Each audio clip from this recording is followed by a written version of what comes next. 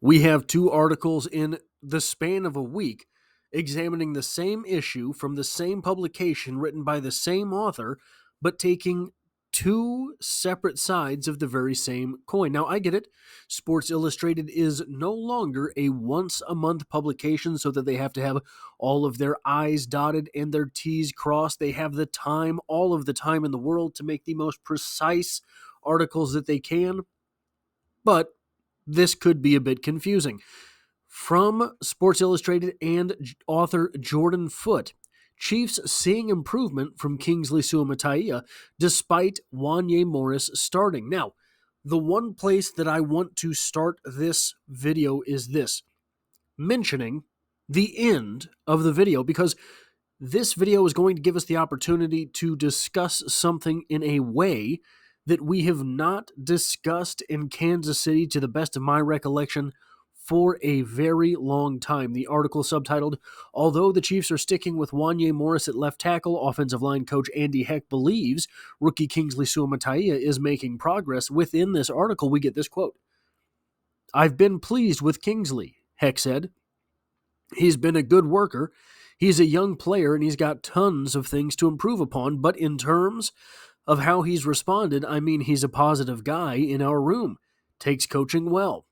I feel like he works hard every day, and I've been pleased with that. And I've been seeing some improvement.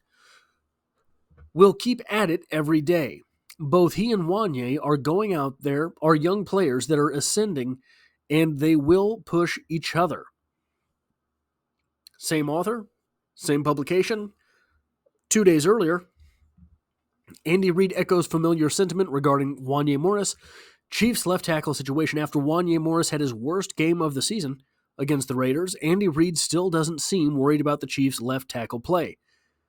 The Kansas City Chiefs secured another win on Sunday with a triumph over the Las Vegas Raiders, and for the most part, their offensive line did an impressive job, with a steady push from the interior and right tackle Jawan Taylor performing well against Max Crosby. Quarterback Patrick Mahomes looked comfortable all afternoon long. There was a pretty glaring weak link, though. Second-year tackle Wanya Morris struggled immensely in Week 8, committing a handful of penalties and failing to execute properly on several blocks. It was hands down his worst outing of the season, which is bad news for the Kansas City Chiefs, a team that is attempting to sort out who is its long-term left tackle. Despite the rough game for Morris, head coach Andy Reid doesn't seem worried. Speaking to the media on Monday, Reid emphasized that the penalties need to stop, but reiterated how Morris and rookie Kingsley Suamataia are still young. "Listen, we had too many penalties there, so we have to work on that and cut that back," Reid said. "We're young and growing, so we have to just keep bearing down there." PFF grades Morris as the number 99 overall tackle out of 120 and the 83rd ranked man in pass blocking. Considering his lack of high-end play, there's a case to be made that the Chiefs should consider going back to their rookie. After all, he was a more premium draft pick and has a higher ceiling as a better athlete. He also could benefit from in-game reps, even though with the growing pains could benefit from in-game reps even with the growing pains, On the other hand, Morris has yet to even make a full season's worth of starts and might settle in if the team maintains a long leash on him. Now, here is something to consider. Not only are both of these tackles young, Wanya Morris 24, Kingsley Suamataia 21 or 22, they're inexperienced at the NFL level. Wanya Morris sat most of his rookie season, got a handful of starts, I believe 3 during the regular season, and now he has started 6 games this year. Maybe. I can't remember. A handful of games this year. Kingsley Suamataia has only started a couple games this year. So, let's look at the athletes that that are represented by these offensive tackles. Wanya Morris is 6'5" and 3/8 inches. Kingsley Suamataia, 6'4" and 5/8. So about a 1-inch advantage to Wanya Morris. Weight, however, Wanya Morris is 307, currently listed at 306 by the Chiefs, and Kingsley Suamataia is 326 pounds. That is a 19-pound advantage to Kingsley. The arm length is a 1-inch advantage to Wanya Morris. The hand size advantage is about a half an inch to Kingsley Suamataia. The 40-yard dash is 0.6 of a second taken by Kingsley Morris, taken by Kingsley Suamataia. The 10-yard split, however, goes to Wanya Morris, a 1.73 versus a 1.74. But by the 20-yard split, the advantage is back with Kingsley Suamataia, 2.90 versus 2.96. For vertical leap, that goes to Wanya Morris by half an inch, 28.5 to 28 inches. The broad jump is a 1-inch advantage to Wanya Morris, 9 foot 3 inches to 9 foot 2 inches. Wanya Morris appears to me to be the more explosive athlete, the better 10-yard split, the better jump numbers. Kingsley Suamataia appears to be a more well-rounded athlete, a better 40-yard dash. It would appear more reps on the bench press. If Wanya Morris thought he was going to put up 31 reps on the bench press, I think he would have done the lift and proven that he can do that. So maybe that is just speculation, but I think it is well reasoned. Kingsley Suamataia did add those 31 reps of bench press with 225 pounds. That is a good number, especially when you're putting it up at the end of 34.25-inch arms. So, what we have here are two good athletes for the position. They're not elite, but they're not struggling athletically either. They are good athletes for the position. I don't know which one you would want to say really is the better athlete.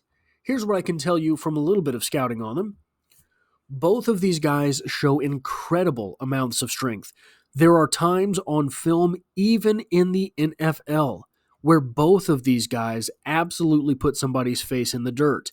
If you are familiar with that term, you know it's not face that goes in the dirt, but they bury people fairly often. They are able to be road graders. They are able to absolutely annihilate guys.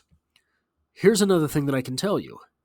Jawaan Taylor's restructuring makes it extremely unlikely that he goes anywhere for quite some time.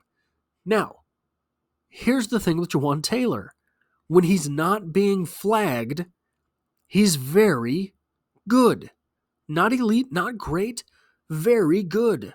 Not bad, not terrible, not even just good. He is very good when he's not being flagged. So you are not going to see, in my opinion, either of these guys. Now you're not going to see this. Before, I was of the opinion Jawaan Taylor was on the table to be replaced. I can no longer have that opinion because it looks like he is going to be assuredly with the Kansas City Chiefs one season longer than I thought he was going to be before. Plus, I think he has performed better this season so far than he did last year. Very frustrating with the penalty still, yes. But I think that he looks better against the pass rush than we saw him at any point last year. So I think he's in there at the right tackle position.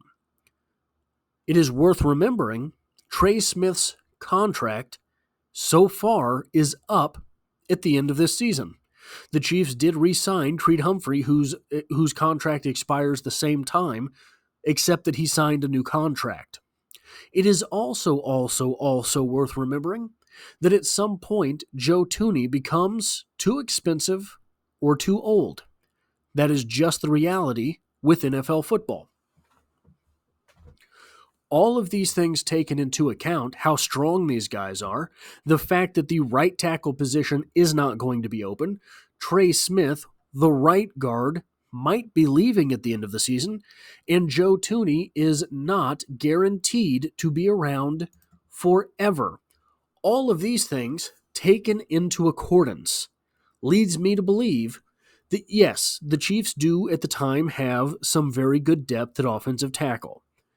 I think they will also be able to have a replacement for one of these guards from the tackle pool that they have, meaning that should next season come around, Trey Smith is not a Kansas City Chief, either Wanya Morris or Kingsley Suamataia could make that transition inside to the guard spot.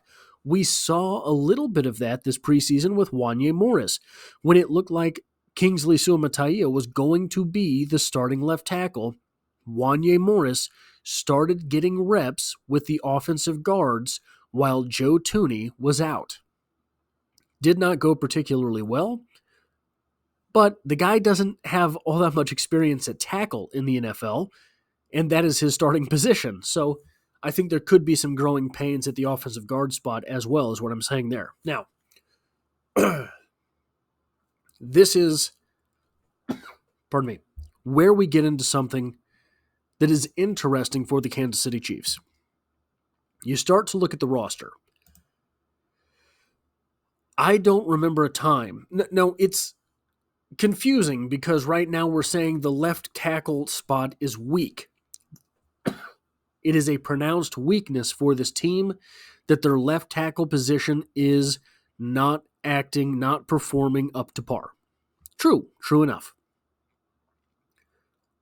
I don't remember a time with the Kansas City Chiefs where they were this talented, this deep, and this young all across the offensive line. Pardon me, I don't know what is going on here. Right tackle, Jawan Taylor. We're going to start at the right, move to the left, go to the backups. Jawan Taylor is good. We just discussed this. Maybe you disagree. I am willing to listen to your arguments. He has performed up to expectation this season. He has exceeded where he was last year, in my opinion. Trey Smith, absolute annihilator. I call him Brick because Brick just killed a guy. Creed Humphrey, maybe the best center in football. On his rookie contract still.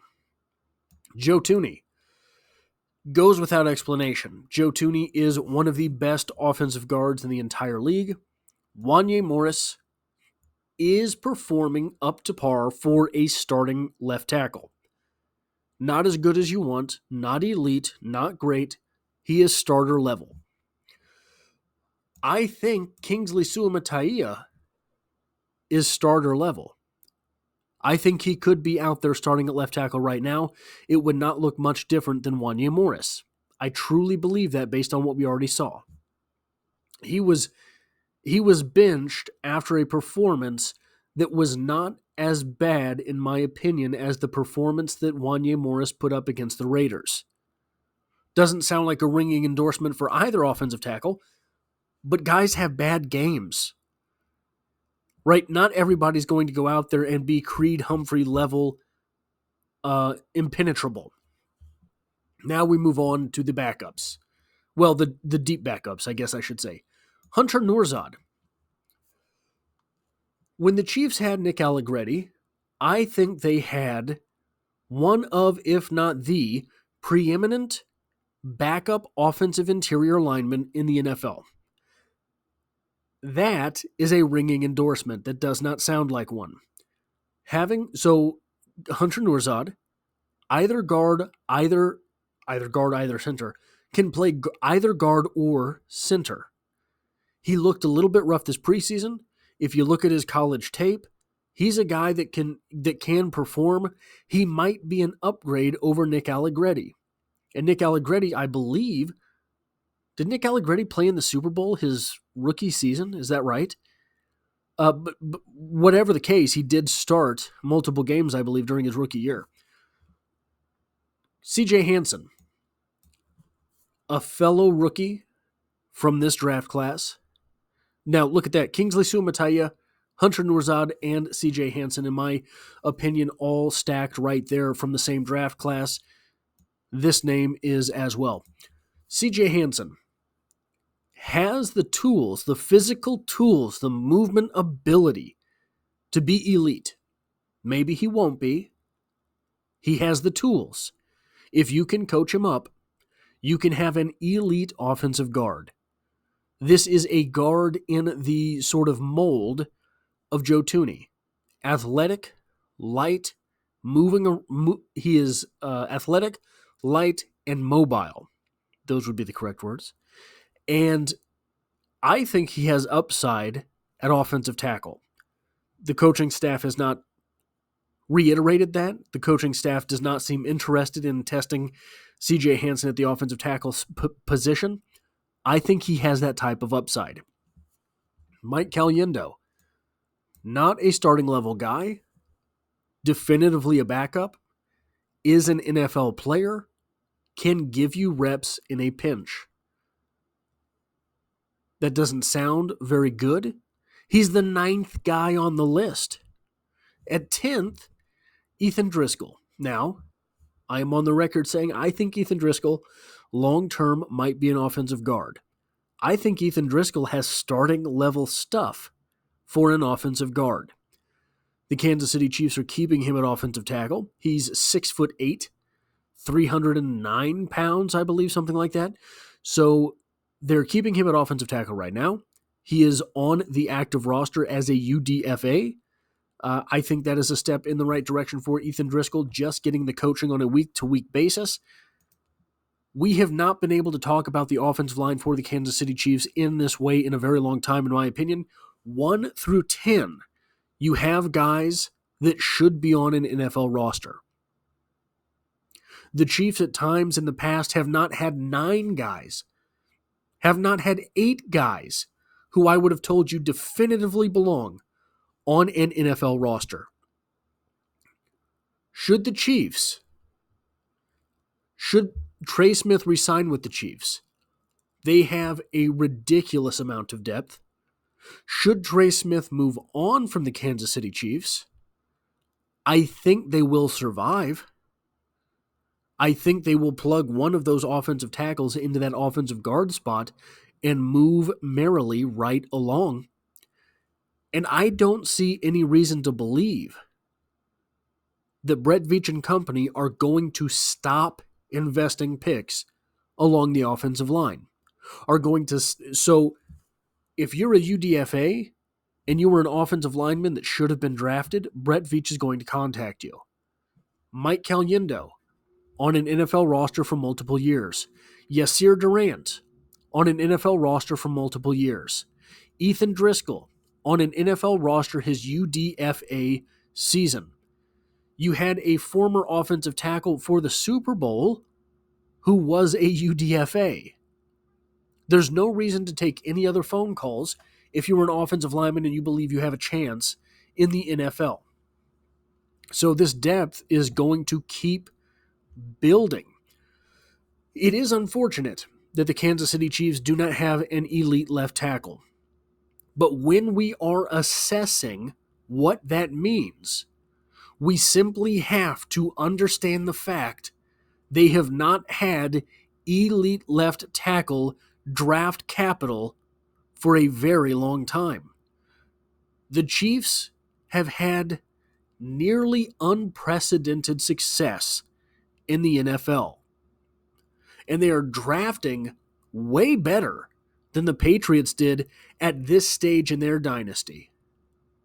It's possible the Chiefs don't have left tackle draft capital for a very long time to come. So this bit and piecing that is happening at the left tackle spot, it's easy to say that's Brett Veach's responsibility. I saw someone on Twitter the other day, a national voice, talking about how that's Brett Veach's fault. Well, fella, write Brett Veach a strongly worded letter, come to Kansas City, be one of his scouts, and see how many elite left tackles fall to number 32 overall. Because it's not going to be a lot. It's not going to happen very often. And when it does, no one else thinks that offensive lineman is elite either, or he would not be there. With the exception of quarterback, wide receiver, cornerback, left tackle is about the only place in the draft where if anyone, but anyone, thinks you are elite, you're going in the top 15. So, yeah, there's some rigmarole at the left tackle position right now.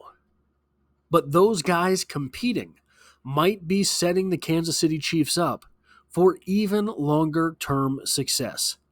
That's all I have for this video. If you like or appreciate what it is that I do here, hitting a like button really does help me out, as it tells YouTube to share this video with other Kansas City Chiefs fans. If you find yourself here by chance but not design, consider hitting the subscribe button to stick around for more Kansas City Chiefs news, analysis, and opinion every day of the week. And as always, I hope to have you back for the next one.